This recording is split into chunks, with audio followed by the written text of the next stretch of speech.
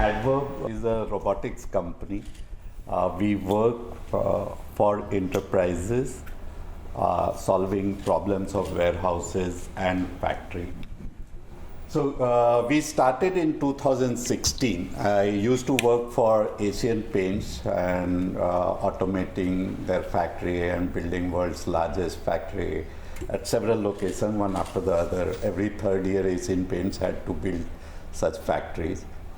And during that time, almost 90% of our equipments, and mostly warehouse automation equipments, robots, factory automation equipments, we used to import from Europe, Germany, mostly Europe and Japan. And every time I felt we can do it in India, we can do it in India. So in 2016 we started this firm, and in my wildest dream we never thought that it will become what it has become today. We thought it will be a 30-40 crore revenue company, and I'll keep on doing it and I'll die as an engineer. That was the dream. We were lucky, we were at the right time, and now the dream is much, much bigger, and I'll talk about it slightly. Today we are 8.5-year-old company. It is still in the infancy stage, because in a life of a company 8 years is very small. I think a good company lasts at least 100 years, so we are still in the infancy period. We have grown rapidly. We are India's largest, larger than the second largest, almost double the revenue. And all our second, third, fourth, fifth largest are foreign companies. And we became largest in our fourth year of operation, and we have continued to grow. We are the fastest growing robotics company in the world today, and 60% of our revenue today comes from overseas market, 40% comes from Indian market. I'll talk about all these things. We have 400% subsidiary, one in US looking after North America and South America, other in Netherlands, which looks after Europe, Middle East and Africa. The third one is in Australia, which looks after Australia and Singapore, and fourth one is in Australia and New Zealand, and fourth one is in Singapore, which looks after Southeast Asia. This is a small list of companies with whom we work. Around 300 global companies. Some of the companies we work across continent, companies like DHL, Siemens, etc. DHL, we have done several projects in US, in Germany, in Australia, in Singapore, and we continue to work with them. One kind of robot they only buy from us. We started with this. We started with, though I come from paint background or chemical, I'm a chemical engineer. We started with retail and e-commerce. So 90% of our business when we started was retail and e-commerce, which is retail, e-commerce and 3PL, that sector. And the first project which we did for Reliance retail, it was JioMart at that time, 8 warehouses, 2018. That was our first large project, and that is when we started growing rapidly. Today we work with almost all different kinds of industries. Today only 35% of our business comes from retail, e-commerce and 3PL. 35% of our business comes from consumer goods, food and petrochemicals. The two sectors which are growing rapidly in India and where almost any factory which is getting built up in India has our technology. One is electronics, so we work with all the electronics companies. Some of the names I cannot write it, but you can imagine there is a lot of mobile manufacturing factories coming up, and all those mobiles goes through our technology. Similarly, new energy, and I remember, so in Asian Paints we had a dictum: we cannot buy from China. That was the dictum, and so I never visited. I visited almost 50-60 countries before starting Addverb, and we used to visit lot of factories and warehouses, but never went to China. Only when we started Addverb, we went to China for the first time, and we met all the robotics and automation player there, and each of them used to say 30% of their revenue comes from new energy. And after every presentation, we used to ask, what is new energy, and how is it contributing to 30% of that? And that is when we learned about batteries and EV sector and solar, etc., which is becoming a big sector in India as well. So today, almost there are 14-15 solar large factories which are coming up. Reliance is setting up a mega facility, one of the world's largest in Jamnagar. And again, there also we are working. Similarly, batteries, etc., is becoming big sector. So this is our growth. The Reliance investment happened in FY21 when we were 195 crore company. As far as revenue is concerned, we were profitable. This year we are doing 650 crore. Next year we have an order book of 1,000 crores, so we will be doing around 1,200 crores. So we will keep on doubling our revenue for next 5-6 years. That is what is the thing, the reality, and the dream. I said when we started, we wanted to be 40-50 crore company. Today, everyone in the company believes that we can be world's largest robotic company in next 10 years, and that is what we are aspiring and looking for. As far as company is concerned, again, I have given some breakup till 21. As I said, 70% was retail and e-commerce. Today, retail, e-commerce, 3PL put together is around 29%. Outside India, it is still retail, e-commerce and 3PL, which is contributing for more of our business. And this, as far as next 5 years is concerned, this will remain the same. So 30-40% will be India, and 60-70% would be overseas market. Actually, when we started and we used to go to a lot of VC funds to raise money, and at that time we used to say we will be $1 billion company in next 10 years, and they most of the people used to ask what is the market, and always our answer was today the whole market is 800 crore or 1000 crore, and we didn't even know whether it was possible. We felt because we used to do a lot of automation, we felt that any rational person who understands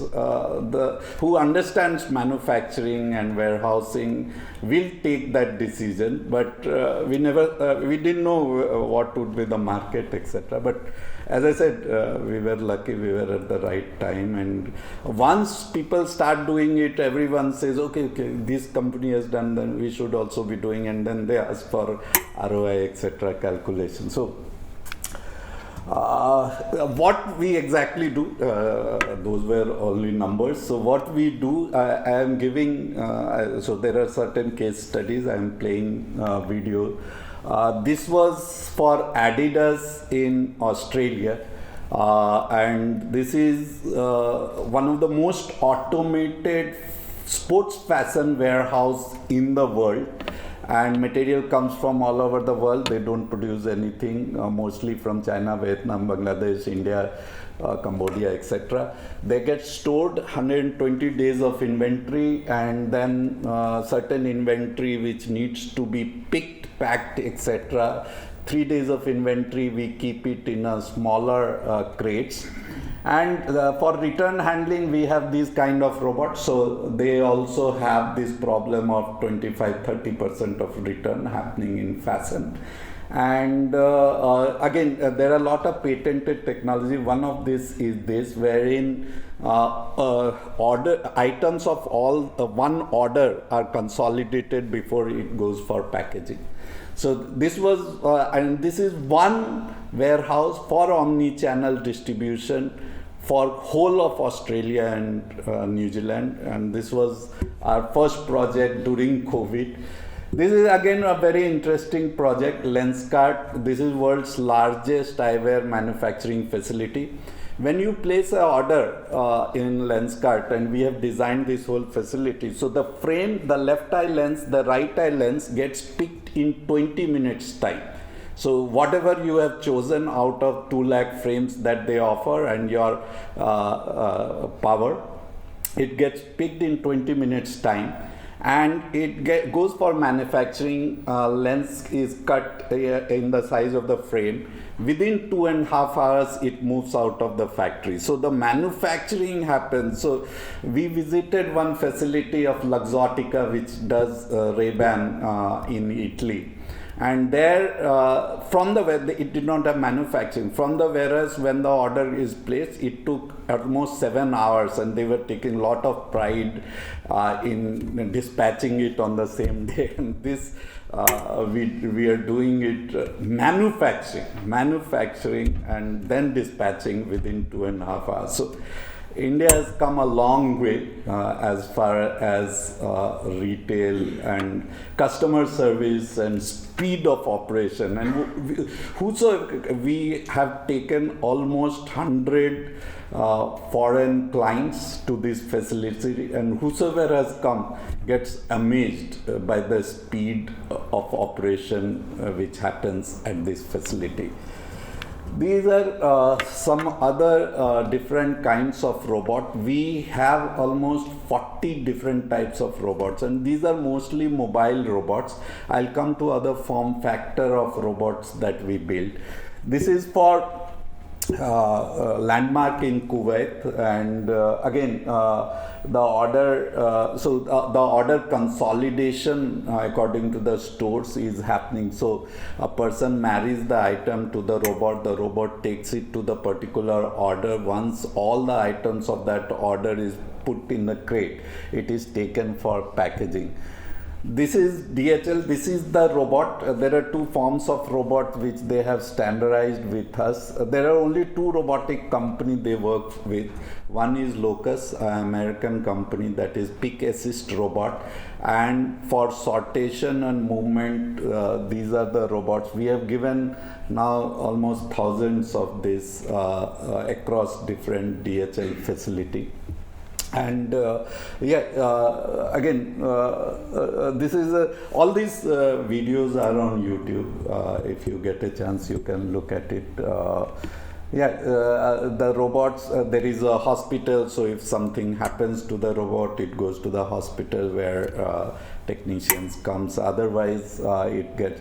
This is a very interesting project which we did for Mondial in France, and they are a locker company. So they have lockers in railway stations or in corporate offices, etc. And the item from let us say Amazon or any e-commerce platform comes to their warehouse. It gets segregated according to locker, and the last mile delivery happens.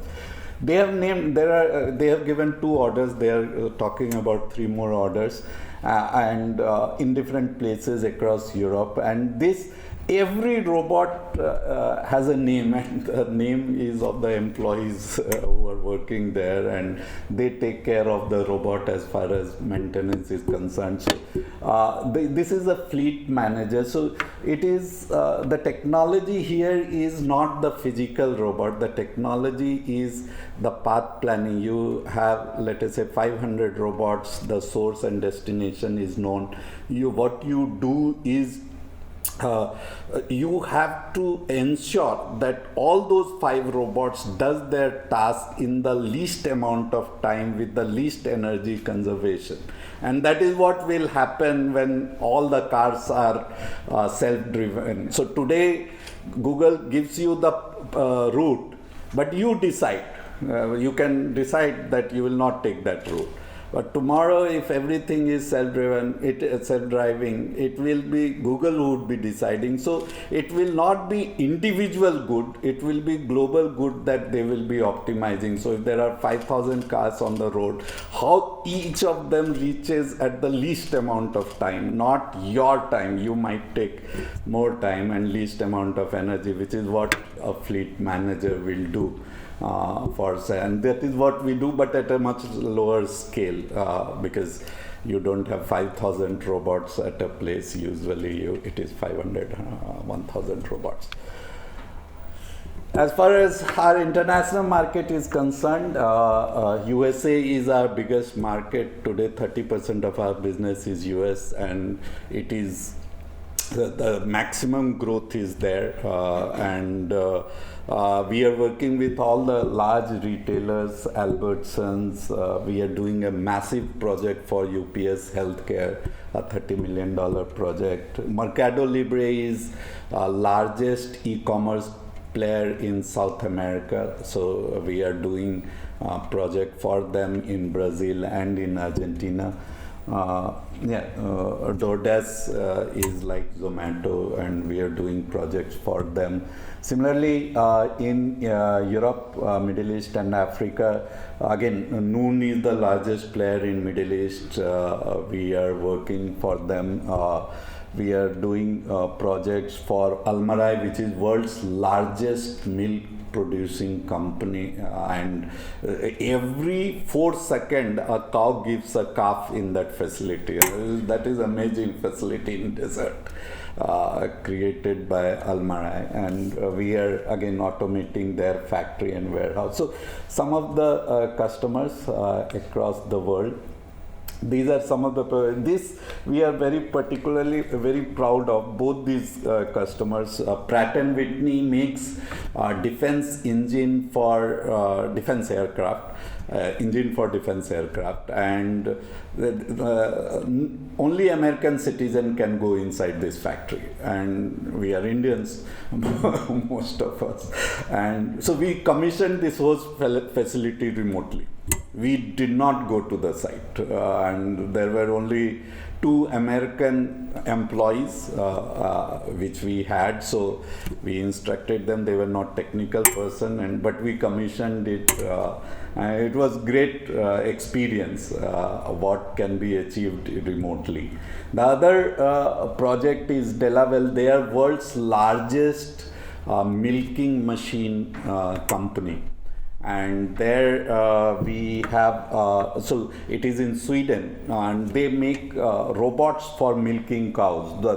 On the right hand side, the machine which you see is a robot for milking cows, and it is all customized, so batch size of 1 for every customer. And so there are work cells. Work cells have certain skills.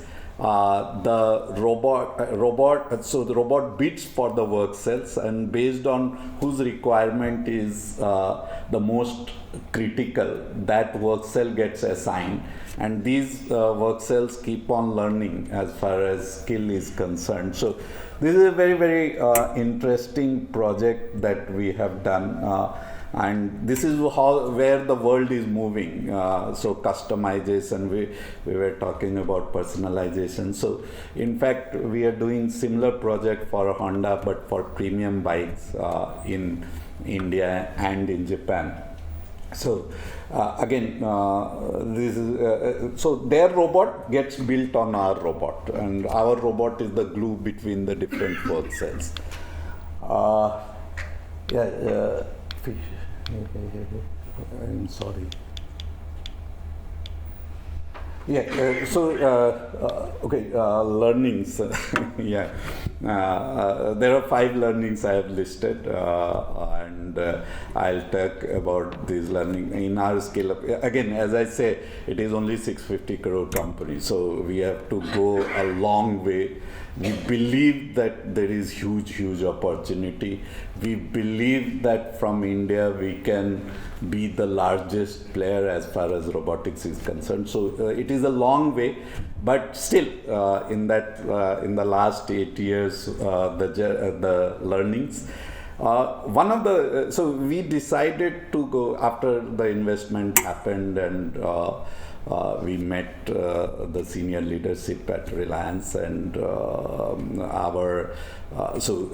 were inspired by building a massive company, and we said, let us do it. So what do we do? So India might not imbibe this technology so fast, so let us go across the world, and we put up 100% subsidiary in US and Europe, etc. And we started selling, and but we realized one of the things, so every country, at least as far as hardware is concerned, they have built 2 kinds of barriers. The duty barrier is the least of the concern. That anyway, whatever duty they put, we will be cost effective because of the nature, or because of the people and cost of labor, etc. from India. But the 2 barriers which have been put, one is certification. So every country has its own certification. Second, the barrier is certification for use. So C certification, UL certification, CS certification. Every country has its own certification. And when we decided to go, we knew that there is a certification, but we didn't know that it will take so much of time to get. And every robot of ours today has 4-5 versions. So we have, and it took time for us to build that. One, because the right knowledge is not there in India. Second, because these certification agencies, people come from US and Europe, unfortunately for India, which is not true for China, because their people are trained now and they do internal certifications. Even today for US, we have to depend on American citizens. So that was one learning, and then we realized and we studied, and we saw at many places Germany, because they are in most of these certification bodies and most of these companies, they put safety certification, which is, even if your equipment is safe, you have to use certain sensors which only gets produced in Germany.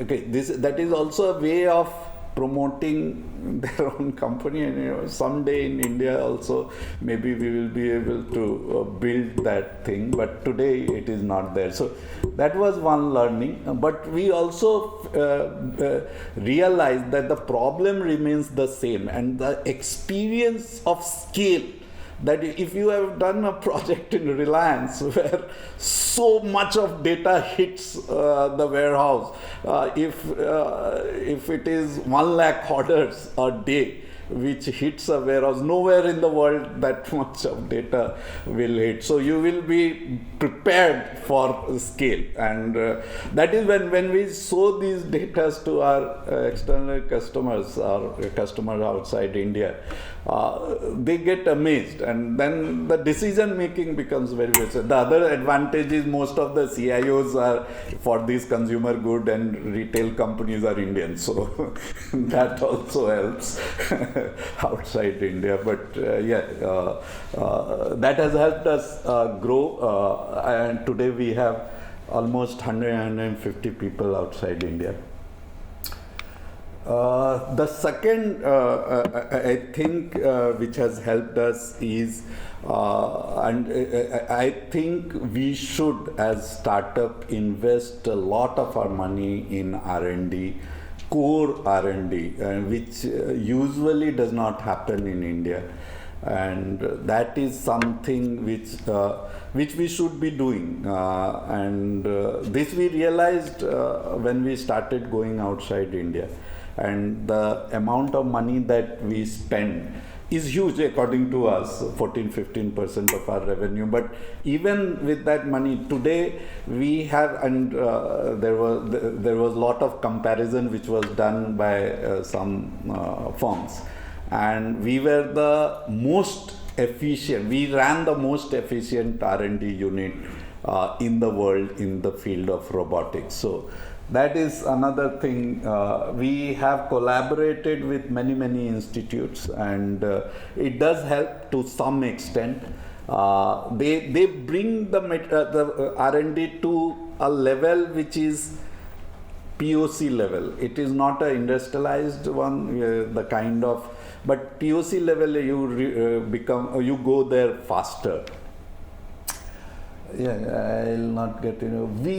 The other thing, and this is so you were hearing. I don't know if you have missed that statement, and I was talking today. So unconstrained, that is what you can build if capital is not a constraint, and that is the question which was asked, and I am very inspired by that particular line.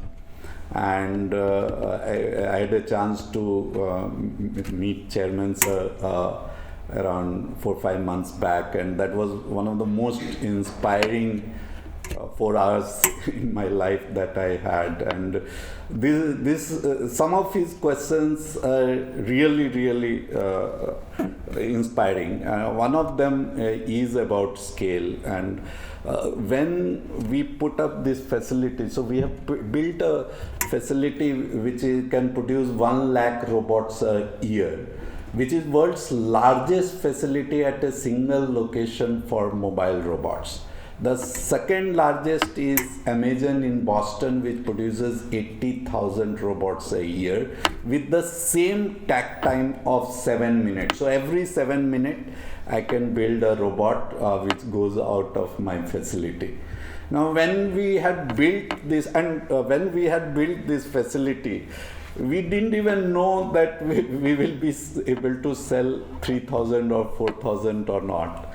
But I remember the discussion which happened, wherein we, and this is Reliance's philosophy, and which we are ingraining in ourselves, is you build the capacity, then you go to the market and create the market at a value which you give to the customer, which is at such a price that it makes sense for it. And that is one thing which can happen only when you think big, really big. And when we build this facility, it is a facility, everyone, if you get a chance, you should visit us. It is a massive facility. This is the facility. What we have done, there are, so it is a completely green facility. We have not got, there were trees and we have not cut any trees. We have planted 20,000 trees. There is Miyawaki technology which plants maximum, so the Miyawaki forest is there. It is completely digital, so we use all our technologies in our facility to build robots. So the dream was building robots. We failed. I'll be very transparent and frank, but we will do it one day. We have tried it once. We know where we have failed, and we believe that we can make it possible. And these are the dark factories where no humans, and we got a chance to visit Fanuc robots in Japan, And in that factory, humans go only after 7th day. So that is for maintenance. So humans do not enter the factory, and it builds robots. So robots building robot. And we made some mistakes, and that is why we have not been successful. And that is something of one of the dream which we want to build, and first for ourselves and then for our customers. I'll not go into the detail. The other learning, again, if you are building a hardware company, is you should have control on the ecosystem. And today, if you see, Sir was talking about different kind of ecosystem in the first session, but today, when you compete outside India, it is actually one ecosystem. It is not one company which competes with other company for a customer solution, because customer wants the solution. They are not interested in product now. And so the ecosystem competes with other ecosystem. And in India, we have to build that ecosystem. When we started, we faced a lot of problems because we were small and no one was ready to give quality components. For car companies, those same vendors, you get international quality.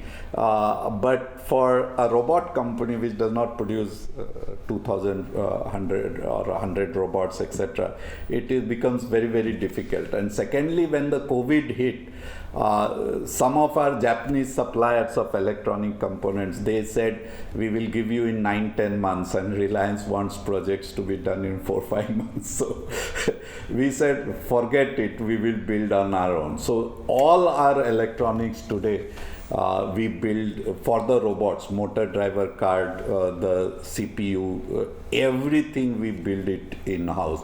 We have put SMT lines from Panasonic, and we build everything in-house. We work very closely with all these Qualcomm, Nvidia and Intel. And we realized after, when we were a startup or before Reliance investment, we were talking to this level of person in these companies. Now we talk to this level of company. And there is huge difference here in terms of the visibility they are able to give it to us. And today, for each of these companies, robots are the next mobiles, and none of them wants to miss the race. Qualcomm won the race in case of mobile, but robots, none of them wants to. And these are safety certified processors. So Intel has Elkhart Lake and Tiger Lake, and similarly Qualcomm has RB5, and Nvidia has Orin. So we work very closely with them. The other advantage is all these people have around 5,000, 10,000 people in India. All the R&D is happening here. They get made in Taiwan, and then testing happens here. But they don't have an application company. So we offer them that application. So for them also it is essential that our relationship works. Most of our, today, there are very few companies which has 5G in their mobile robots, which they offer.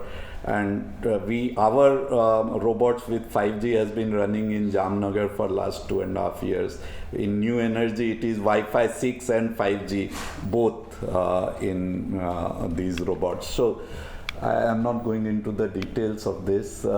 We said, and again, this is about the dream and another learning. We said we will not restrict ourselves to warehouses and factories.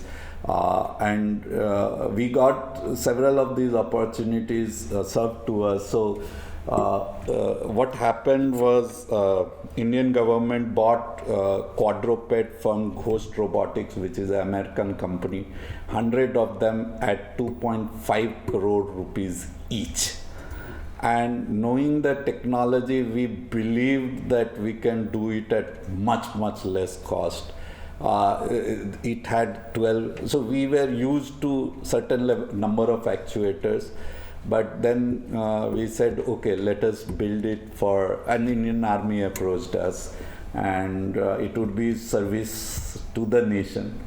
And we built our first unit, then we gave it for trial, it worked, and now we are building a huge number of quadrupeds, different varieties, 5 kg, 20 kg payload, 35 kg payload. These are digital mules which will carry loads in very harsh environment, supplying foods to our soldiers who are posted in one of the highest location in India. We built cobots, and medical robot again was a story. So IIT and AIMS came to us, and after 5G, rollout of 5G, Indian government approached them. So there are 60,000 primary healthcare centers in India, and hardly any of them has ultrasound. And it is not about putting the machine. It is about ultrasound technician going there and working. And we said, can we solve this problem with robots? At certain places outside India, it was getting solved. In India, there is a complication of because of a girl child, etc. getting. So there is a strict rule in India, but still, how do you solve it? How do you encrypt it? How do you, when you send the data, there will be certain amount of data which will get lost. How do you reconstruct that image with AI? Those are some of the problems that we solved, and it is getting tested in AIMS today. And again, certification is another big issue. We are getting it IC 60601 certified for medical application. And last year we decided, under advice from Chairman Sir, to build humanoid. So we are building humanoid. November, December, our first humanoid will be walking. And that would be the look of our humanoid. This is, we have deployed this quadruped in our facility, in our factory, for surveillance, and also for looking at welding. A lot of these are also get deployed in prediction. So we are, this is the sensor layer. Yeah. So a lot of, you can do all kinds of predictive maintenance with these kind of, so you can mount those sensors and it can go at any place. It can walk on stairs, it can walk on different inclines, declines, it can go down the table, etc. We are still improving its gait. It is not so the classical MPC, which is model predictive control, and RL, reinforcement learning, we are using it, hybrid model of it, for locomotion, for the terrain detection and putting how much pressure depending on what kind of terrain, etc. So it is a, actually it is not a hardware product, it is a software product, and that is what, and this is four-legged. Then when you use two-legged, which is humanoid, and that is what makes it difficult. This is our humanoid in making. I am not getting into the details. Reliance, it is one of our biggest customer today. We have done more than 40 projects. And we have done in every space. We started with pharma, then beauty, fashion. We have done all kinds of fashion, omni-channel, then digital, grocery, petrochemical, new energy. And that kind of exposure you can never get, and that differentiates us. So when we go outside India, most of these people say, how in 8 years time you have experienced so much industry and you know so much in detail. because we sit together with the designers and we build these solutions. So some of these solutions, we build 2.5 ton AMR for new energy application. Now there is a 60 ton AMR for carrying 2 containers of batteries, which we will be working on. So there is huge opportunity.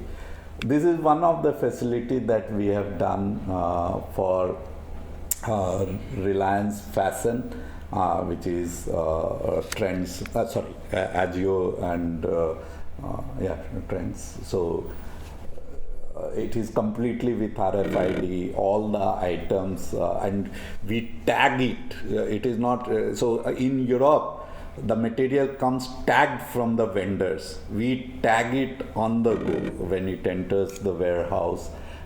We write the SKU name and the vendor detail, etc. on the RFID, and then it gets automatically stored, and then e-commerce and from the same warehouse there is omni-channel warehouse, all different kinds of technology. There are at least 15 technologies in use, and massive facility at this place.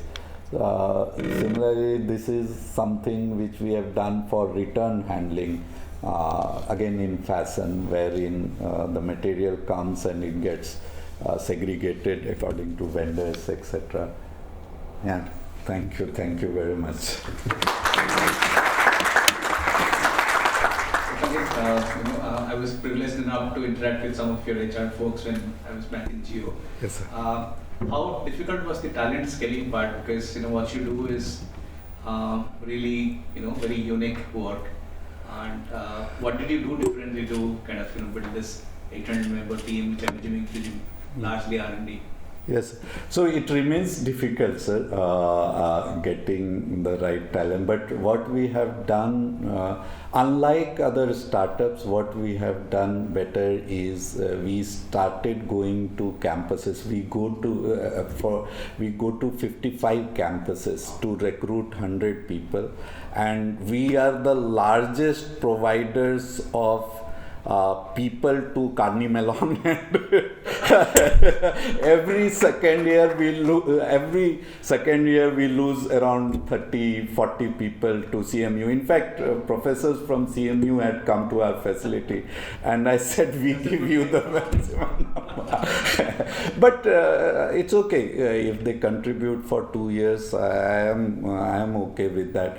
But the other thing which has happened lately, sir, mostly for our quadruped and humanoid, we have seen a lot of BTech, MTech and PhD people doing all these three from IITs, and they are really good. It is only that they don't want to leave India, and we are able to provide that opportunity wherein they can do cutting edge technology. So that team is growing rapidly, and once certain number of people comes, they attract people. I don't have to do anything. So these are the two things which has helped, sir. Thank you so much. Great presentation. If you were going for an IPO, I would buy your shares. Good question. I mean, as startups, we struggle with picking which battles to fight, and then you started with warehouse, and you're now expanding to quadrupeds and humanoids.